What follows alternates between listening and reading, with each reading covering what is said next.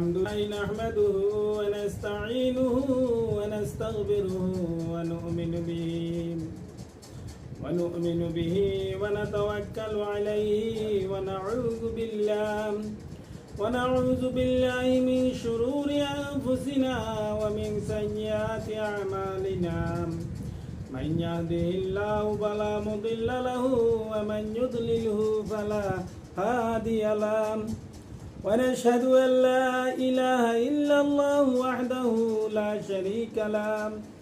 ونشهد أن سيدنا حبيبنا ومولانا محمد أرسله بالحق بشيرا ونذيرا وداعيا إلى الله بإذنه وسراجا منيرا أما بعد فقد قال الله تعالى وتبارك في كلامه المجيد والفرقان